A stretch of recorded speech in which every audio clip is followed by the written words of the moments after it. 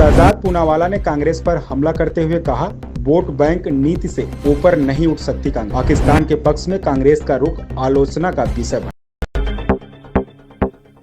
जम्मू कश्मीर कांग्रेस प्रमुख तारिक हमीद कर्रा के हालिया बयानों पर भाजपा नेता शहजाद पूनावाला ने कहा, कांग्रेस की 2 में 1 नीति काम नहीं करेगी। वे हमेशा अपनी वोट बैंक नीति को राष्ट्रीय नीति से ऊपर रखते हैं, चाहे 26 से 11 हो, पुलवामा हो या समझौता।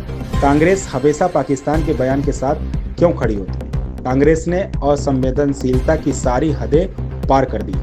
सबसे पहले उनके पार्टी नेता मंत्री आरबी तिम्मापुर ने कहा कि आतंकवादी धर्म के आधार पर हत्या नहीं करते। जब उन्हें बताया गया कि कर्नाटक के मूल निवासी मंजुनाथ की पत्नी ने कहा है कि उनके पति की हत्या धर्म के आधार पर की गई थी, तो उन्होंने कहा कि यह उनके मानसिक कोहरे का परिणाम हो सकता है। अब राहुल गांधी को बताना चाहिए कि वे आतंकवादियों और पाकिस्तान के साथ खड़े हैं या हमारे हिंदू पीड़ितों के साथ। Says that now it's a time to have talks across the table with Pakistan. Although Rahul Gandhi said that he supports all actions against terror, but the statements made by Siddaramaiah and Karra are on some different tunes. देखिए, all party meeting में राष्ट्रीय नीति और all party meeting खत्म होते ही vote bank की नीति, ये कांग्रेस की 2-in-1 पॉलिसी है। कांग्रेस पार्टी जब ऑल पार्टी मीटिंग में आती है, राहुल गांधी वहां पर बैठकर बोलते हैं सरकार को जो एक्शन लेना है लीजिए, और फिर राहुल गांधी के इशारे पर पहले सिद्धरमैया जी ने जो स्टैंड लिया पाकिस्तान को लेकर हेडलाइंस में आ गए। उसके बाद उनके जम्मू कश्मीर के अध्यक्ष तारिक कर्रा बोलते हैं कि टॉक्स होना चाहिए टेबल पर बैठकर पाकिस्तान के साथ, और ये कोई वन ऑफ स्टेटमेंट नहीं है। मणिशंकर अय्यर बोलते हैं पार्टीशन जिम्मेदार है। रॉबर्ट वाड्रा पाकिस्तान को क्लीन चिट देते हैं, हिंदुत्ववादियों को दोष देते हैं।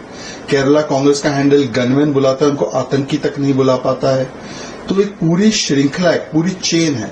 पाकिस्तान को क्लीन चिट दो, पाकिस्तान और आतंकवाद के खिलाफ कोई कार्रवाई ना करो, और ऑल पार्टी मीटिंग में कुछ और बयान दो। ये 2-in-1 पॉलिसी नहीं चलेगी। कांग्रेस पार्टी हमेशा वोट बैंक नीति को राष्ट्रीय नीति के ऊपर रखती है, इसलिए 26/11 समझौता, पुलवामा, 370 हर जगह कांग्रेस पार्टी पाकिस्तान के नैरेटिव के साथ खड़ी हो जाती है। पहलगाम हमले में जिस प्रकार से एक महिला के पति को मारा गया था, वो उनकी विधवा हो गई थी, उनकी जो बयान थे उसको मेंटल फॉग करार दिया है। कह रहे हैं कि शायद उनकी मानसिक स्थिति उस समय ठीक नहीं थी। जिस समय उनके पति को मारा गया, उन्होंने हादसा देखा, तो वो धर्म की बातें इस पर लेकर आ रहे हैं। देखिए, कांग्रेस पार्टी ने असंवेदनशीलता की सारी मर्यादाएं पार कर दी है। उनके मंत्री कांग्रेस के कर्नाटका के वरिष्ठ नेता तिम्मापुर जी ने पहले बोला कि आतंकियों ने धर्म को ही चेक करके थोड़ी मारा था। जब उनको बताया गया कि स्वयं कर्नाटका में ही मंजुनाथ जी की पत्नी है जिन्होंने इस पूरे वाक्य को उसका वर्णन किया कि कैसे हिंदू और मुस्लिम को अलग करके हिंदुओं को मारा गया, कलमा नहीं आता है तो मारा गया, चेकिंग करके मारा गया, और ये पूरे देश में हर एक विक्टिम ने इसको बयां किया है, हर एक परिजन ने इसको बयां किया है। तब वो कहते हैं कि हो सकता है कि इनको मेंटल फॉग हो, मतलब पीड़ितों को झूठा बुलाना, पीड़ितों का अपमान करना, और ये केवल इसलिए क्योंकि हिंदू है। कांग्रेस पार्टी हिंदू टेरर बड़े आसानी से बोल देती है, पर जब एक इस्लामिक टेरर के नाम पर हिंदुओं को चुन चुनकर मारा गया है, तो कभी उनको गनमैन बोलती है केरला कांग्रेस, कभी पाकिस्तान के ऊपर से दोष हटाने के लिए रॉबर्ट वाड्रा बयान देते हैं, और अब उनके मंत्री, कर्नाटका कांग्रेस के मंत्री कहते हैं कि धर्म देखकर मारा नहीं गया, ये तो वहम था, विक्टिम का वहम था। तो मुझे लगता है कि अब राहुल गांधी को बताना चाहिए कि वो पाकिस्तान और आतंकियों के साथ खड़े हैं या वो हमारे देश के हिंदू पीड़ितों के साथ खड़े हैं। ऐसी कौन सी वोट बैंक की राजनीति हो सकती है कि क्योंकि पीड़ित का धर्म हिंदू है और वोट बैंक पे जरा असर ना पड़ जाए तो आप ये लीपापोती करने लगो और विक्टिम्स को ही झूठा बुलाओ। सर, जहां एक और शशि थरूर ने कहा है ये इंटेलिजेंस का फेलियर तो है, लेकिन किसी भी प्रकार से एक देश का इंटेलिजेंस 100% फुल प्रूफ नहीं हो सकता। ऐसी घटनाएं होती रहती हैं, क्योंकि जो घटनाएं नहीं होती उसके बारे में हमें पता ही नहीं चलता। जब कुछ हो जाती है तभी हमें पता चल पाता है कि सुरक्षा में कोई चूक हुई। तो इस पर उन्होंने देश का साथ दिया है। लेकिन उदित राज ने शशि थरूर पर सवाल उठाते हुए कहा कि क्या आप सुपर बीजेपी बनने की कोशिश कर रहे हैं? 9/11 के बाद अमेरिका में कोई आतंकी घटना नहीं हुई, क्या बीजेपी ने शशि थरूर को अपना प्रवक्ता बना लिया? इसको लेकर कांग्रेस के दोनों नेताओं में अब करार खिंच गई। देखिए, आज प्राथमिकता पूरे देश की केवल एक ही है कि टेररिज्म पर जीरो टॉलरेंस होना चाहिए। 26/11 के बाद हमने कोई आतंकियों पर हमला नहीं किया था, ना कार्रवाई की थी, पर अब टेम्पलेट चेंज हो चुका है।